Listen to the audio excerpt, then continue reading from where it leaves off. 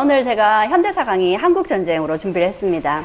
한국전쟁, 특히 전쟁이라 그러면 긍정적인 의미가 거의 없죠. 부정적인 내용들이 많이 담겨 있는데 그 중에서 한국전쟁은 남북한이 함께 겨뤘던 민족의 큰 아픔이기 때문에 현대사에 들이온 가장 큰 그늘이 아닐까 그렇게 생각을 해서 한국전쟁의 4가지 그늘이다 라고 얘기를 했습니다. 역사에서 전쟁을 바라볼 때는 전쟁이 왜 일어났고 어떻게 전개되었고 그리고 결과가 어떻게 됐는지 이렇게 얘기를 많이 합니다.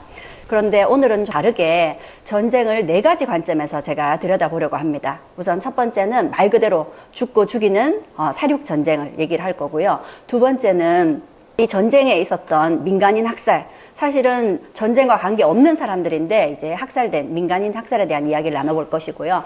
세 번째는 피난민들의 피난 전쟁, 그리고 이제 피난하는 과정에서 이제 생겨났던 이산가족의 문제 이야기를 나눠볼 거고요.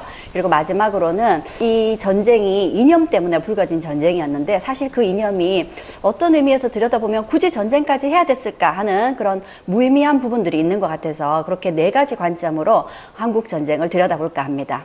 저희가 한국전쟁이라고 얘기를 해놨는데 요즘에 이 한국전쟁이라는 말하고요. 그리고 6.25 전쟁이라는 말하고 어떤 말을 써야 될지 어느 쪽이 더 바람직한지 이런 데 대해서는 아직 논란이 있긴 합니다. 근데 제가 알아봤더니 10여 년 전부터 이제 국방부라든지 교과서에서는 한국전쟁이라는 표현보다 6.25 전쟁이라는 표현으로 조금 더 많이 바뀌고 있는 것 같습니다.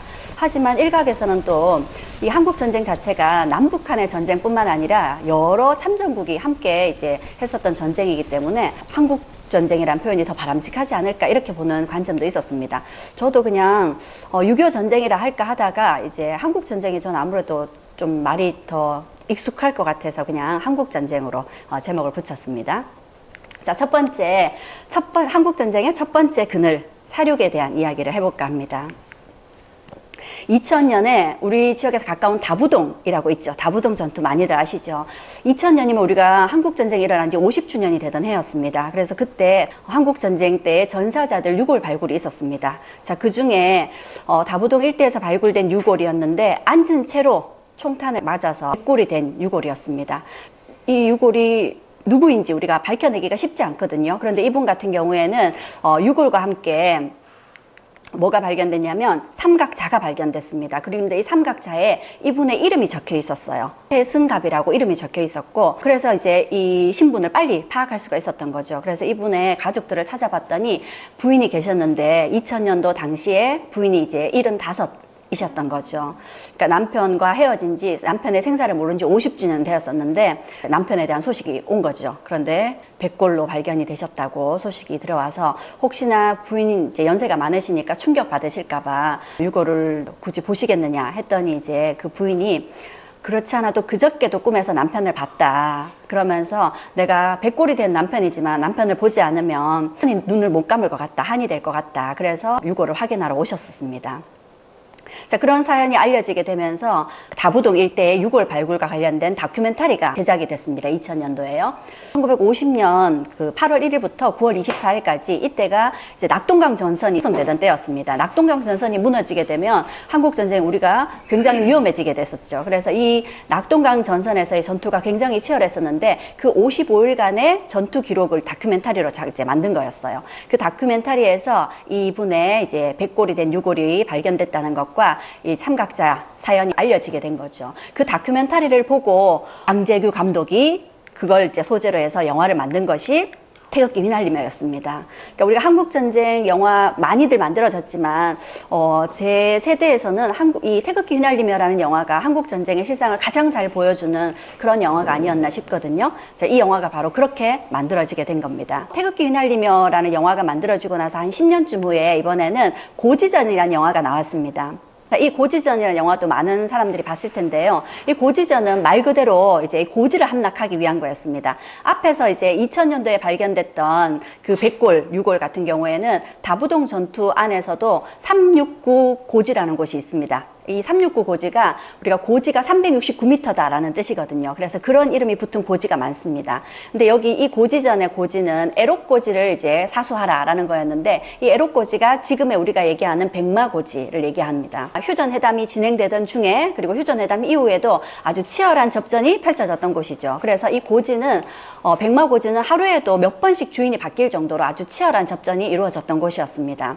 자, 그런데 이곳에서 그 당시 이제 이 영화 속의 이야기로는 여기에 있는 신하균이 이 부대에 애록고지 부대에 이제 특파가 됐어요. 이 애록고지 부대에 북한군하고 내통하는 사람이 있는 것 같다 해서 조사하라 이렇게 이제 파견이 된 거죠. 그래서 와서 봤더니 실제로 그 증거를 찾았습니다. 여기가 이 백마고지가 하루에도 몇 번씩 주인이 바뀌니까 이제 국군이 점령했다가 그다음 북한군이 점령했다가 그러면서 주인이 바뀔 때마다 그들이 거기 이제 땅 속에다가 편지라든지 사진이라든지 고향 가족에게 좀 전해달라 하면서 이제 그런 사연을 적어서 넣어놨던 거예요. 그러면서 이런 것들이 점점 시간이 지나면서 담배도 넣어놓고요, 술도 넣어놓고 이러면서 북한군하고 그리고 국군 사이에서 치열한 접전이 이루어지는 동안 이들 사이에 선물을 작지만 주고받는 그런 이런 소통이 생겨나게 된 거죠. 사실 죽고 죽이는 이런 치열한 전쟁 중에 이런 거짓말 같은 일이 어떻게 있을 수 있을까? 라고 생각할 수 있는데 실제로 있었던 일이고요. 이와 같은 일이 우리나라에만 있었던 것도 아닙니다. 지난번에 배 선생님이 세계사 1차 세계대전 하실 때 크리스마스 휴전 기억나시나요? 1차 세계대전이 일어났던 1914년 12월 24일 날도 그랬습니다. 영국군하고 독일군하고 싸우고 있었는데 12월 24일 날 독일군 측에서 고요한 밤 이러면서 이제 캐롤 노래소리가 들리기 시작합니다. 그러자 누가 먼저라 할 것 없이 영국 측에서도 그 노래를 따라 부르기 시작했고요. 그러더니 이제 사람들이 밖으로 나오더니요. 자연스럽게 악수를 하고 이제 잠시 휴전을 하자 이렇게 되고요. 그리고는 우선적으로는 이 양측 이제 독일군 참호와 영국군 참호 그 사이에 많은 전사자들이 있었죠. 그 자기들 편의 전사자들의 유해를 수습하는 일부터 합니다. 자, 그러더니 이들이 또 서로 얘기도 하면서 서로 이제 자기 가족들 사진도 보여주고 편지도 주고받고 뭐 선물도 주고받고 그러더니 어떤 부대에서는 그런 것들이 소문이 나더니 어떤 부대에서는 영국군과 독일군이 축구도 했다 그러거든요. 이게 실제로 있었던 일입니다. 그런데 그런 사연이 후방에는 알려지지 않았어요. 왜? 후방에 알려졌다간 큰일 나겠죠. 그런데 이런 사연이 어떻게 알려졌느냐? 그 병사들이 자기 집에 편지를 그렇게 썼던 거예요. 이런 일이 있었다. 세상의 전장에서 이런 일이 있었다면서 편지를 쓴 거죠. 그런 편지들이 이제 집에 전해지게 되면서 이런 사연이 알려지게 됐고, 당시에 이제 데일리 미러지라는 영국 신문에서 이걸 이제 공개를 했던 겁니다. 그러면서 세상에 알려지게 된 거죠. 그런데 이와 딱 비슷한 일이 우리 영화 고지전에서도, 이거 실화를 바탕으로 한 영화거든요. 그래서 실제 백마고지에서도 그런 일이 있었다는 거죠. 그런데 이런 일이 사실 우리가 봤을 때는 일어날 수 없는 일일 것 같잖아요. 서로 죽여야 되는 그런 아주 서로가 서로를 증오해야 되는 그런 관계일 텐데 이렇게 선물도 주고받고 사연도 주고받고 이게 가능할까요? 아마도 그런 게 가능했다면, 실제로 가능했으니까 그게 가능했다면 도대체 그 뭐 때문에 그게 가능해질 수 있었을까? 아마도 이들이 지금 1차 세계대전도 그렇고 참호 속에 들어가서 싸웁니다.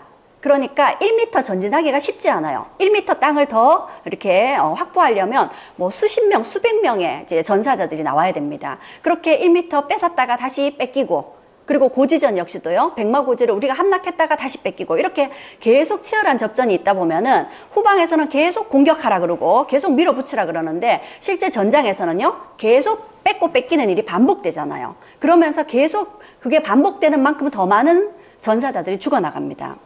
그러니까 이들이 이 전쟁터 속에서, 지옥 같은 전쟁터 속에서 느꼈던 것이 혹시 이런 감정이 아니었을까? 후방에서 공격하라, 진격하라 하는 그런 자기 편의 사령관들보다 오히려 지옥 같은 이 전장에서 함께 총을 거누면서 싸우는 사람들이 더 가깝게 느껴졌지 않을까? 그렇게 해석을 해볼 수밖에 없을 것 같습니다. 그만큼 전쟁이라는 게 그렇게 치열한 거죠. 자, 그리고 이 비슷한 시기에 개봉됐던 영화 포화소구라는 영화가 있죠. 이 포화소구로는 학도병에 대한 이야기를, 이것도 실제 실화를 다루고 있는 영화였습니다. 자, 이 학도병으로 그 당시에 이제 원래 학생들이었는데 이제 국가를 위해서 싸움에 나가겠다 하고 71명이 그 당시에 포항 전투에 참여를 했었습니다. 역시 이때도 이제 이 낙동강 방어선을 지켜야 되는 이제 상황이었었고요. 이 낙동강 방어선의 가장 오른쪽이 이제 포항으로 들어올 수 있는 길목입니다.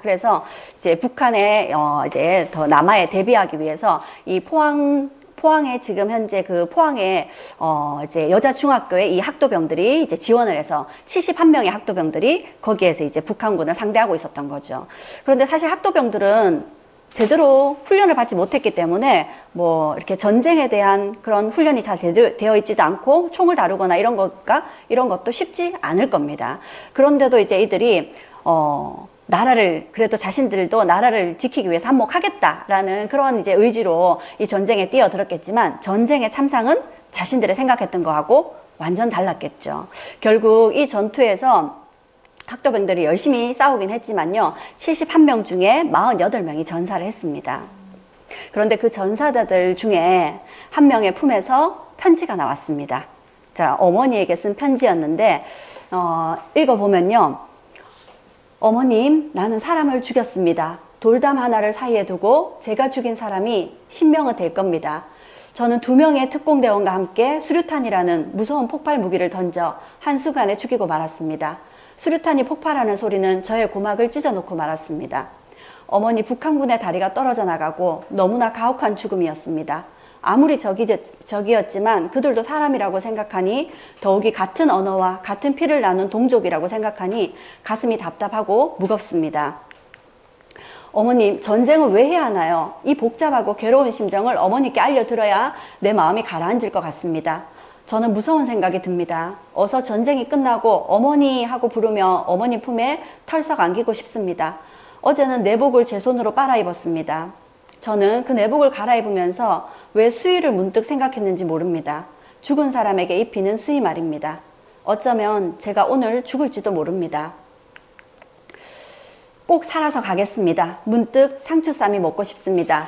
찬 옹달샘에서 이가 시리도록 차가운 냉수를 한없이 마시고 싶습니다. 아, 놈들이 다시 다가오는 것 같습니다. 어머니, 안녕. 안녕은 아닙니다. 다시 쓸 테니까요. 하는 편지가 이 학도병의 품에서 발견이 되었고요. 결국 그 편지는 어머니에게 붙여지지 못했고, 다시 쓰겠다는 약속도 지켜지지 못했습니다. 전쟁이 이런 게 아닌가 싶습니다. 그래서 이들은 전쟁이 어떤 건지 모르고 뛰어들었죠. 나라를 지키겠다는 마음으로 뛰어들었지만, 전쟁이란 건 이들이 생각하는 것보다 훨씬 더 참혹한 것이었던 것 같습니다. 자, 사륙에 대한 이야기를 했고요. 두 번째 한국전쟁의 그늘로 학살에 대한 이야기를 해볼까 합니다. 피카소의 작품입니다. 근데 작품의 제목이 한국에서의 학살이에요. 피카소의 유명한 작품 중에 게르니카라는 작품이 있거든요. 그 게르니카의 이제 내용은 스페인 내전을 고발하는, 스페인 내전 당시에 이제 많은 민간인들이 학살됐던 그런 이제 것을 고발하는 내용으로 이제 피카소가 그린 작품이 게르니카고요. 이 피카소의 또 다른 작품으로 한국에서의 민간인 학살을 고발하고 있는 작품이 이 작품입니다. 그런데 이 작품을 보면 지금 무기를 들고 있는 군인으로 보입니다. 그렇죠? 근데 그 군인의 무기가 향하는 곳이 여자들과 그리고 아이들이죠.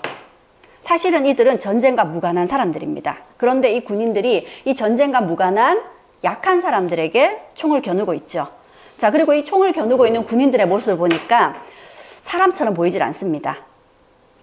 아마도 이 민간인을 학살하던 그 당시의 군인들은 인간성을 상실한, 이 전쟁이 결국 그 군인들의 인간성을 상실하게 만들지 않았을까, 그런 모습을 고발하는 것 같습니다. 자, 한국전쟁 중에 많은 민간인 학살이 있었는데 상당수가 북한 군인들에 의한 학살도 많았었습니다.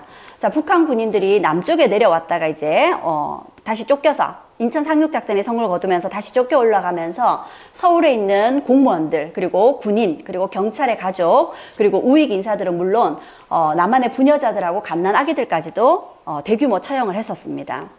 그리고 1950년 10월 8일부터 10일 사이에 서울 지역 공무원들을 1,800명에서 2,000명 가량을 이제 데리고 가서는 평양 인근, 대동강 인근에서 학살시켰다라는 기록이 나왔습니다. 자, 이렇게 인민군대, 북한 군대에 의해서 많은 학살이 이루어졌었고요. 이 북한 군들이 다시 이제 북쪽으로 쫓겨 올라가면서도 함흥에 있던 많은 주민들을 이렇게 학살했었습니다.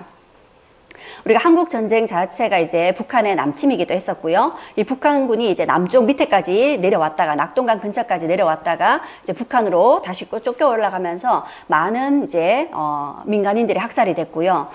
그리고 이 이제 북한군에 의한 학살도 많았지만 우리 국군에 의한 학살 그리고 미군에 의한 학살도 있었습니다.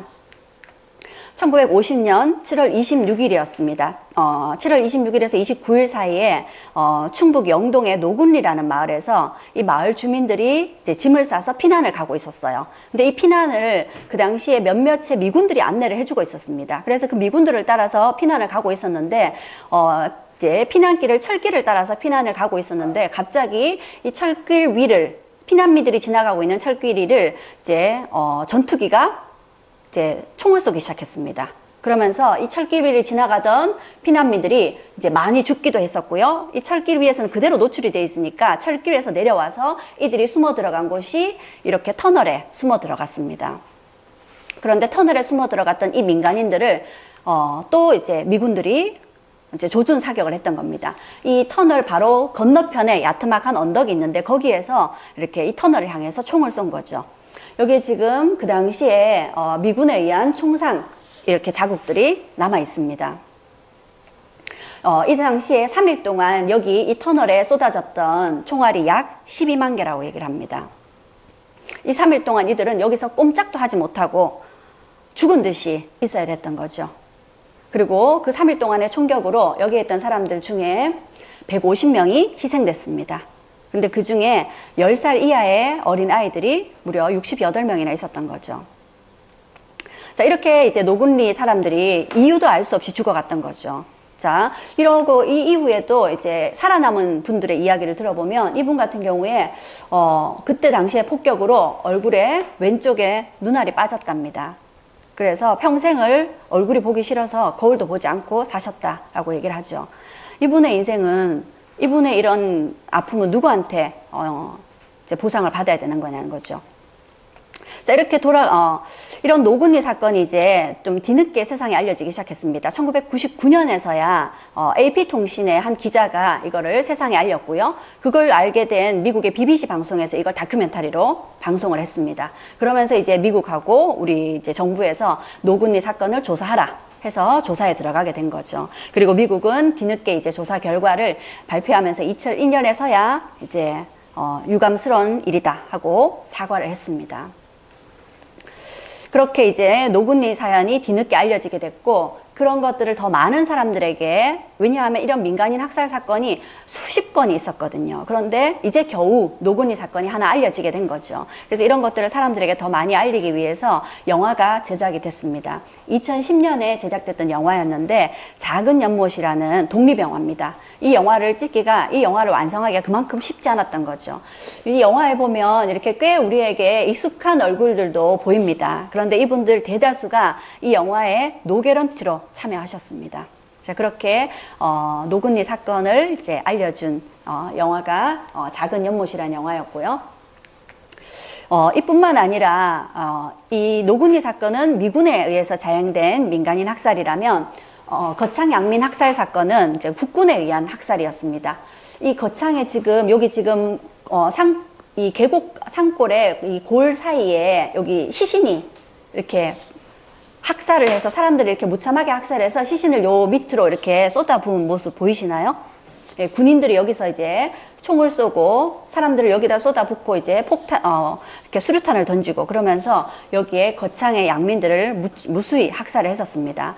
이때 학살된 거창 양민들이 모두 719분이 학살을 당했습니다. 그런데 그 중에 14세 미만의 어린이와 그리고 노인 그래서 이 14세 미만의 어린이가 359명, 그리고 노인이 59명. 이 숫자가 거의 전체 희생자 중에 약 한 75%에 해당이 됩니다. 그러니까 사실 이들은 전쟁과 무관한 사람인데 이런 학살을 당해야 됐던 거죠. 그리고 이 거창 양민 학살 사건은 그래도 그나마 이 사건 직후에 살아남은 사람들이 그 당시에 이제 인맥이 닿는 야당 국회의원에게 이러한 사실을 알리게 되면서 국회의원 한 분이 여기를 조사를 해서 세상에 알리기 시작했었습니다. 그래서 거창 양민 학살 사건은 좀 일찌감치 알려지게 됐던 거죠.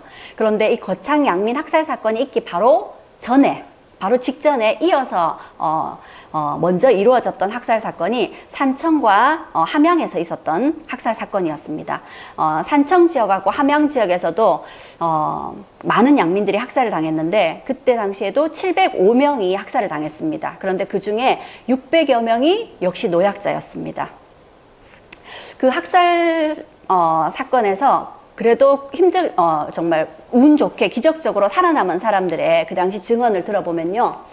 군인들이 집에 불을 지르고 마을 사람들을 끌어내자 나는 무서움에 질려서 엄마 치마 자락만 부들고 오들오들 떨었다. 엄마가 숨 막힐 듯이 나를 껴안는 순간 천지를 뒤덮을 듯한 총소리가 들렸고 나는 바로 정신을 잃었다. 한참 후 깨어나 보니 엄마 머리는 온데간데 없고 몸뚱이만 나를 안고 엎어진 채였다. 그날 엄마와 언니를 포함해 마을 주민 123명이 그렇게 죽었다. 당시 12살이었던 생존자의 증언이었습니다. 그리고 당시 8살이었던 이분의 증언에 따르면 맨 처음에 내가 총을 맞았다. 오른팔이 칼로 자르는 것처럼 뜨끔해서 옆에 있던 엄마를 부르는 순간 엄마가 가만히 있거래 인자 우리는 다 죽는다 하더니 비명을 지르며 넘어지셨다. 그 뒤 나는 허벅지 관통상을 입고 기절했다. 깨어나 보니 마을 사람 210명이 그 자리에 죽어 있었고 살아난 사람은 10명도 채 안 됐다. 그럽니다. 자, 이런 학살 사건이 북한군이 아니라요. 남한의 우리 국군 그리고 미군에 의해서 자행됐다라는 거죠. 그래서 이거는 좀 많이 충격적인 부분들입니다. 이렇게 죽어간 사람들이 자신들이 적어도 왜 죽어야 했는지는 알아야 되지 않을까요? 그런데 이분들은 그런 것도 모른 채 억울하게 죽었습니다. 그리고 시간이 벌써 한국전쟁이 일어난 지 68년이 지났습니다. 그래서 늦었지만 지금도 상당히 늦었지만 적어도 이분들이 왜 그렇게 죽어가야 됐었는지 그리고 그분들의 억울한 죽음에 대해서 진실을 알리고 사과를 해야 된다면 사과를 하고 배상을 해야 된다면 배상을 하는 일이 지금이라도 이루어져야 되지 않을까 하는 생각입니다. 세 번째 한국전쟁의 그늘은 이산가족 문제입니다. 한국전쟁 당시에 많은 사람들이 피난을 가야 됐었죠. 그 피난 행렬이 어마어마했을 겁니다. 어디로 가야 될지 목적지가 없는 사람들이 대다수였을 거고요. 어디로 가야 되는지도 모르겠지만 언제 돌아올 수 있을지도 알 수 없었을 겁니다. 그러니 짐을 어떻게 싸야 되는지 이런 것들이 다 막막했을 거예요. 그래서 그 피난길이 전쟁 못지않은 아주 그런 힘든 여정이었을 겁니다. 자, 그런데 이런 피난을 가던 중에 서울에서는 계속 방송이 우리 국군이 잘 싸우고 있다. 조만간 며칠 후면 평양도 우리 국군이 점령을 할 거다. 이렇게 방송이 나갔습니다. 그래서 그 방송을 믿고 있던 서울 사람들은 피난을 가지 않고 있었던 거죠. 그런데 점점 폭격 소리가 가까이 들려오기 시작합니다. 뒤늦게 짐을 싸서 피난길에 나섰던 사람들을요. 1950년 6월 28일이었습니다. 한국전쟁이 발발한 지 3일째 되는 날, 그날 새벽에 피난민들이 한강철교를 건너고 있는데 폭격이 터졌습니다. 북한군의 남하를 최대한 막겠다고, 저지하겠다고, 시간을 끌겠다고 미리 예보도 없이 폭격을 터뜨린 거죠. 그래서 최소 200여 명에서 많게는 800여 명이 폭격에 의해서 그리고 강물에 빠져서 죽지 않았을까 그렇게 보고 있습니다. 이런 모습을 보면 1950년 6월 28일 그날은 국가가 국민을 버렸다고 밖에 얘기할 수 없을 것 같습니다. 그리고 이분들 이렇게 어이없이 죽어간 이분들에 대한 위령제도 2007년에서야 이분들에 대한 위령제를 매년 이제 지내고 있습니다. 자, 그렇게 이제 피난을 가던 사람들은 이 전쟁이 생각과 달리 장기화되면서 뭐 여름이고 겨울이고 할 것 없이 피난 행렬을 떠나야 됐었고요. 그 중에 가장 큰 또 힘든 피난 중에 하나가 여러분들 보셨던 국제시장에서 보셨던 흥남 이제 철수 작전이었습니다. 우리가 이제 북진을 하면서 반대로 우리가 통일하지 않을까 하고 이제 잔뜩 기대를 하고 있었는데 중공군이 밀려 들어왔었죠.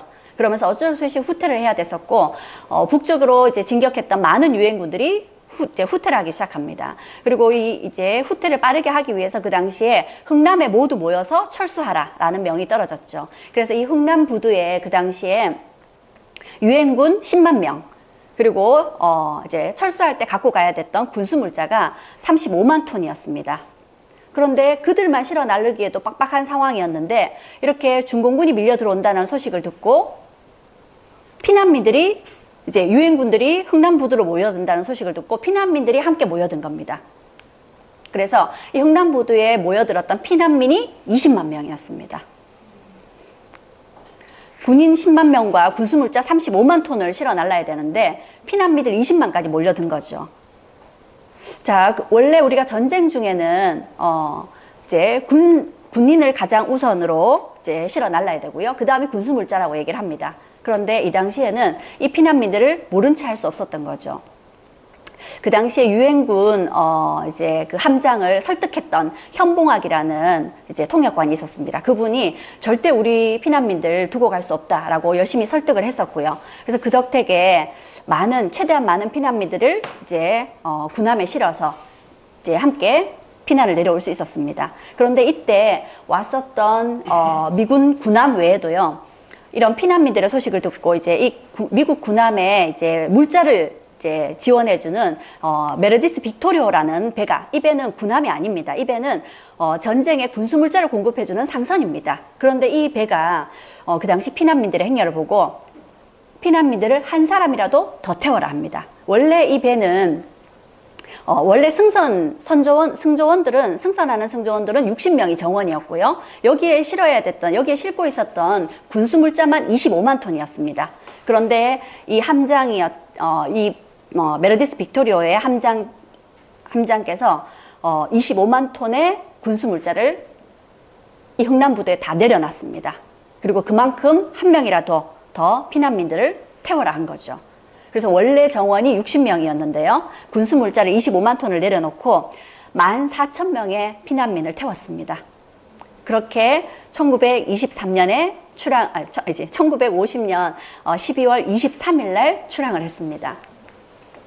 자, 이렇게 빼곡하게 메르디스 빅토리오 안에 빼곡하게 피난민들이 탄 거죠. 자, 그렇게 12월 23일 날 이 배를 타고 이들이 이제 부산을 거쳐서 그 거제도의 장승포 항까지 도착한 것이 12월 25일이었습니다. 딱 크리스마스 날이었죠. 그런데 이 배에 피난민이 14,000명 탔습니다. 그런데 내릴 때에는 14,005명이 내렸어요. 그 사이에 그 3일 동안 5명의 새 생명이 태어났던 거죠. 그리고 이 배에 이 배에 탔던 분 중에 지금 문 대통령의 부모님들이 이 배에 타서 무사히 이제 거제도로 피난을 올 수 있었다고 합니다. 그래서 최근에 메르디스 빅토리오의 승조원 중에 살아계신 분이 우리나라를 방문을 했었습니다. 그때 문 대통령이 당신들 덕분에 내가 이 자리에, 이 땅에 이렇게 살아있을 수 있었다 하고 감사하다라고 인사를 했었습니다. 그리고 이 메르디스 빅토리오는 기네스북에도 기재가 됐습니다. 역사상 가장 많은 사람을 구조한 배라 하면서요. 그래서 우리 한국 전쟁에서는 굉장히 고마운 사건이기도 했었죠.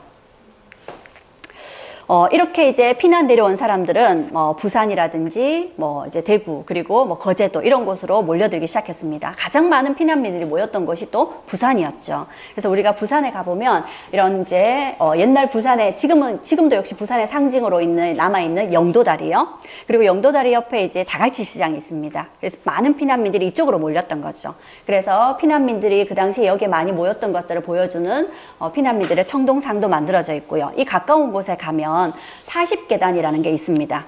이제 피난민들이 피난 오는 과정에서 뿔뿔이 흩어지게 된 거예요. 그러면서 암암리에 헤어진 가족은 40계단에서 만나자. 이렇게 해서 헤어진 가족을 만나겠다고 늘 이렇게 40계단을 찾아가는 사람들이 꽤 있었습니다. 그때 그 40계단 아니지만 지금도 그 40계단의 일부를 이렇게 이제 부산에서는 이제 남겨놓고 기록으로 이제 사람들에게 알리고 있죠. 자, 이런 이산가족의 이제 문제를 낳은 것이 한국전쟁이었고요.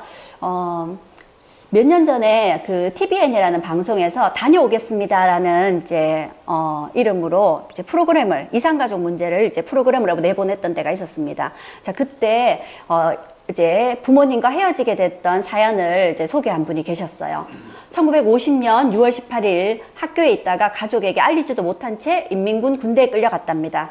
매일 혹독한 군사훈련을 받아야 됐었고 곧 전쟁에 투입된다고 합니다. 그런데 어느 날 밤 철책선 너머에서 누군가가 날 불렀습니다. 어머니였습니다. 어머니가 사라진 자신을 찾으려고 한 달 넘게 사람들에게 수소문해서 소식을 알고는 그 이 위험한 곳까지 어머니가 나를 보러 오셨던 겁니다. 그런데 어머니를 만날 수 있었던 건 철책 너머였던 거죠. 그렇게 철책 너머에서 어머니는 그날 나에게 이렇게 한마디 말씀하셨습니다. 몸조심해라. 그렇게 어머니와 영원히 헤어지셨답니다. 그리고 이 프로그램이 방송됐었던 2005년 당시에 이분은 81살의 할아버지로 가족과 이후로 한 번도 보지 못하고 생사도 알지 못한 채 이런 황당한 이별을 해야 됐다라고 얘기를 하십니다. 그 세월이 얼마나 서러웠는지 이분의 표정이 그대로 얘기를 해주고 있죠. 이런 이산가족의 문제, 우리가 한국전쟁은 우리 가까운 역사이기 때문에 가까운 분들에게 이런 이야기를 듣기도 합니다. 그쵸?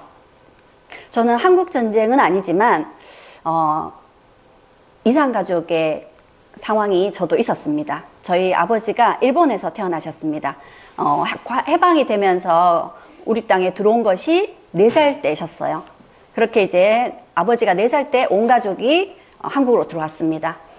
그런데 한국으로 들어오는 과정에서 좀 이제 안타까운 사연이 있어서 할아버지랑 이제 큰아버지는 제일 큰 큰아버지는 다시 일본으로 들어가셔야 됐어요. 그래서 아버지 형제분이 꽤 많으신데 아버지는 거의 막내셨고 할아버지와 이제 맞으셨던 큰아버지가 일본으로 들어가셨습니다. 그리고 그 길로는 가족이 만나지를 못하셨어요. 그러다가 저희 이제 거의 막내셨던 저희 아버지하고 제일 맞으셨던 큰아버지가 제가 초등학교 5학년 되던 해에 두 분이 만나셨습니다. 40년 만에 만나셨죠. 그런데 큰아버지는 계속 일본에 사셔서 우리말을 모르셨고요. 아버지는 이제 4살에 나오셨으니까 일본말 다 잊어버리셨죠. 두 분이 한자리에 앉는데도 대화가 말로는 안 됩니다. 그래서 두 분이 한자를 쓰셔서 대화를 하셨어요. 그렇게 이제 큰아버지가 한국에 들어오셔서 일주일간 같이 계시다가 그 일주일간 시간을 이제 함께 보내시면서 40년 만에 상봉을 하셨던 거죠. 그리고 일본으로 다시 들어가셨습니다. 그런데 우리가 보기 전에는 한 번만 봤으면 좋겠다 하고 애를 태우지만요. 보고 나면 어떤가요? 더 그립고 더 궁금하고 더 보고 싶죠. 그래서 아버지가 저녁에 술이라도 한잔 하시고 들어오시면 이제 큰아버지가 보고 싶으셨나 봅니다. 전화를 하세요. 국제전화를.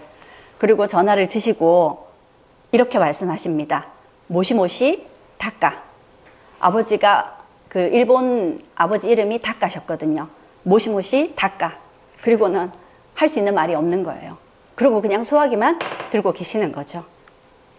그런 모습을 제가 여러 번 봤었습니다. 그래서 대학에 들어가면 꼭 일본어를 배워야지. 그래서 아버지 모시고 꼭 일본에 가야지. 그랬었는데, 그렇게 못했습니다. 그 전에 돌아가셨다는 소식을 들었거든요. 자, 이런 이산가족의 사연은 우리가 겪어보지 않으면 누가 그 아픔을 이야기할 수 있겠어요. 그쵸? 자, 그리고 마지막으로 한국전쟁이 낳은 그늘, 마지막이 이념 대립이었습니다. 한국전쟁이 일어난 거 이념 때문이었죠. 소년병과 들국화라는 그 동화가 있습니다. 그렇게 두껍지 않은 동화인데요. 이것도 실제 실화를 바탕으로 이제 쓰여진 동화입니다. 현재 국어 교과서에 이제 기재되어 있기도 하고요. 이 스토리를 잠깐 말씀을 드리면 이제 국군이죠, 그렇죠? 이 국군하고 이제 국군이 진격을 하던 북쪽으로 진격해 올라가던 중에 이제 국군과 북한군이 대치를 하면서 접전이 벌어졌습니다. 그런데 어느 순간 갑자기 총소리가 그쳤어요. 그러니까 우리 측은 총소리가 그친 것이 총알이 떨어졌습니다. 그런데 적도 총알이 떨어져서 총소리가 그친 건지 아니면 어떤 이유 때문인지 이걸 알아봐야 되겠죠. 그래야 안전하게 진격을 하든지 후퇴를 하든지 결정을 할 수 있을 테니까요. 그때 이 소년병이 제가 나가겠다. 제가 나가서 정탐을 하고 오겠다라고 얘기합니다. 왜냐? 지금 북진해 올라가고 있었는데 이 소년병이 고향이 북쪽이었어요. 그런데 학교를 다닌다고 남쪽에 학교에 내려와 있다가 전쟁이 터지는 바람에 고향에 올라갈 수 없게 되자 고향에 가려고 국군에 이제 지원을 했던 겁니다. 그래서 이 지역은 자기가 잘 안다고 자기가 이제 정탐을 하러 가겠다고 이제 언덕을 기어 올라가서 나무 위에 올라갔습니다. 나무 위에 올라가면 다 이제 상대 쪽이 보이니까요. 자, 그렇게 나무 위에 올라가서 상대를 보고 있었고요. 반면에 상대편에서도 이제 망을 보려고 왔던 겁니다. 이번에 상대편에서는 이 이제 북한군이 원래 이 북한군은 남쪽의 중학교 음악 교사였습니다. 그런데 북한군들이 내려왔다가 북쪽으로 올라가면서 이 사람을 이제 의용군으로 끌고 가버렸던 거죠. 그래서 원래는 남쪽 사람인데 자신의 뜻과 관계없이 북쪽 군인이 이제 북한군이 됐던 거죠. 그렇게 이제 북한군이 뒤늦게 올라오다가 이렇게 대치를 한 겁니다. 지금 이 소년병의 총 안에는 총알이 한 알 있었어요. 쏴야 되겠죠. 그런데 순간 쏘지 못했습니다. 왜냐하면 이 여기 북한군의 머리에 들국화가 꽃이 꽂혀져 있었거든요. 근데 이 들국화는 이 소년병의 어머니가 좋아하던 꽃이었어요. 그래서 이 소년병이 차마 그 들국화를 보는 순간 어머니 생각이 나서 이제 총을 쏘지 못하게 됐고, 이 두 사람이 결국 총을 쏘지 않으니까 이제 대화를 나누게 되겠죠. 대화를 나누던 중에 이런 사연을 알게 된 겁니다. 그래서 그 두 사람은 다투지 않고요. 서로가 서로의 집에 소식을 전해달라 하고 이렇게 약속을 하고 그대로 나무에서 내려와서 헤어졌다는 겁니다. 자, 각각 이제 국군과 북한군인데 이 두 사람은 인연과 관계없이요. 그리고 전혀 엉뚱한 편에서 지금 전쟁에 참여하게 된 겁니다. 그것도 이렇게 한 사람은 자의가 아니게요. 그러니 우리가 이 한국전쟁은 이념 때문에 일어난 전쟁인데 이들에게는 그 이념이 아무 의미가 없었던 거죠. 그리고 이 한국전쟁 중에 많은 이제 포로들이 잡히게 됩니다. 특히 인천 상륙작전이 성공을 거두게 되면서 이 포로들의 숫자가 엄청나게 늘어나게 됐어요. 자, 이 포로들 중에 이제 결국 이제 휴전이 결정이 되면서 포로들을 이제 포로 교환을 해야 됐었습니다. 그래서 우리가 북한에서는 무조건 남측에 있는 포로들을 다 북한으로 보내라 했었습니다. 그런데 우리 정부에서는 이제 북한군 포로들 중에 그들이 원하는 쪽으로 그들의 의사대로 들어주겠다 했습니다. 그래서 북한으로 보내주길 원한다면 북한으로 보내주고요. 남한에 남기를 원한다면 남한에 남을 수 있게 해줬습니다. 그런데 이들 중에 76분이 북한으로도 가지 않고 남한에도 남지 않겠다라고 얘기하셨습니다. 다른 나라로 보내달래요. 근데 그 당시에 이분들이 아는 다른 나라가 몇 개나 있었겠어요. 뭐 미국이나 이런 나라밖에 모르겠죠. 그런데 이 당시는 냉전 시대였기 때문에 자유진영도 그리고 공산진영도 절대 이들을 받아줄 수가 없습니다. 제3국으로 보내줘야 됐어요. 그래서 이들을 받아주겠다고 했던 제3국이 그 당시에는 인도였습니다. 인도로 보내줘야 되는 거죠. 그런데도 이분들은 인도로 가겠답니다. 그렇게 76분들이 인도를 갔고요. 일부는 인도에 남으셨고 일부는 2년 후에 다른 나라에서 이제 받아준다는 나라로 가서 멕시코나 뭐 아르헨티나나 뭐 브라질이나 이런 쪽으로 가시게 됐다고 합니다. 자, 이분들이 그곳에 가셔서 어떤 남은 삶을 어떻게 사셨을까요? 우리가 자세히 생각해 보지 않아도 굉장히 외롭고 힘들고 어쩌면 비참한 삶을 살아야 됐을지도 모릅니다. 그런데도 불구하고 왜 이분들은 그런 선택을 했을까요? 아마 짐작컨대, 다는 모르겠지만요, 짐작컨대 이 땅에 남아있는 한 이 전쟁의 기억을 잊을 수 없었을 겁니다. 그리고 전쟁이 끝난 게 아니죠. 휴전이죠. 그러니 이 전쟁이 언제 다시 재개될지 모를 겁니다. 그러니 이 땅에 남아있는 한 계속 그 전쟁의 기억을 잊지 못해 힘들 거고요. 또 이들 중에 일부는 또 가족들과 헤어졌거나 가족을 다 잃었거나 이런 슬픈 사연이 있어서 이 땅에 남아있으면 또 그 슬픔을 이길 수 없어서 결국 그런 선택을 했을지도 모르겠다는 생각입니다. 그렇게 사실 이분들이 그런 선택을 하게 내몬 것은 남북한에 이런 전쟁을 일으킨 사람들이었죠. 그런데 그 피해는 고스란히 이분들이 겪어야 됐습니다. 그리고 우리 정부는 이분들이 어떻게 사는지 관심도 없고 소식도 모른 채 세월이 흘렀고요. 왜? 우리도 살기 쉽지 않았으니까요. 그러다가 뒤늦게 1990년대 돼서야 그분들이 어떻게 살고 있는지 수소문을 했습니다. 그리고 연락이 닿으시는 분들 중에 한국 땅에 와보고 싶다 하시는 분들을 초청을 했어요. 그래서 MBC에서 그 당시 우리 땅에 오고 싶으셨던 27분을 초청을 해서 이제 한국을 이렇게 보여주시고요. 이 부분 대부분 분들이 북한의 고향이신 분들입니다. 그래서 판문점 가까이에 고향을 보여드리고 이분들 중에 그대로 우리 땅에 남고자 하시는 분들은 또 이제 편히 이제 머무를 수 있도록 그렇게 이제 알아봐 드렸습니다.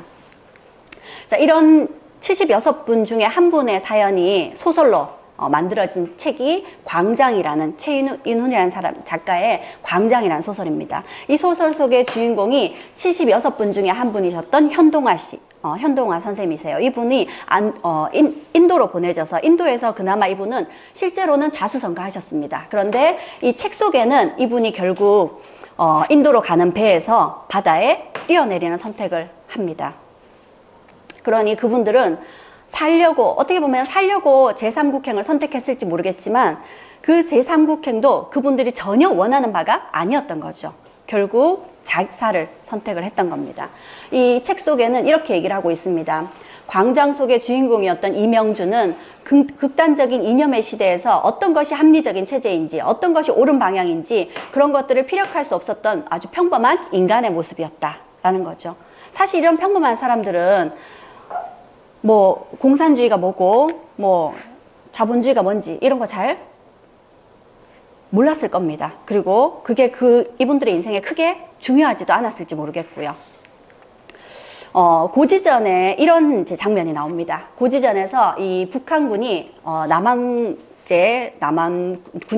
국군을 잠시 포로로 잡았어요. 그리고는 이렇게 얘기를 합니다. 니들이 전쟁에서 자꾸 지는 이유는 왜 싸우는지 모르기 때문이야. 이렇게 얘기를 했어요. 그런데 계속 이 고지전에서 전쟁을 하다가 결국 휴전협정이 이제 체결됐다라고 소식이 전해졌어요. 근데 휴전협정이 체결되는 순간 전쟁이 끝나는 줄 알았는데 휴전협정의 발효 시간이 언제부터라는 거죠. 그래서 12시간의 시간이 더 있다. 그동안 한 뼘이라도 더 땅을 차지해야 된다 하면서 다시 접전이 벌어지게 됩니다. 그리고 결국 살아남았다라고 생각했던 사람들이 다시 또 치열한 접전에서 결국 많은 사람들이 죽게 되죠. 근데 이 마지막 장면에서 이렇게 얘기했던 이 사람이 이렇게 얘기합니다. 내래 그 이유를 확실히 알고 있었어. 근데 너무 오래돼서 잊어버렸어.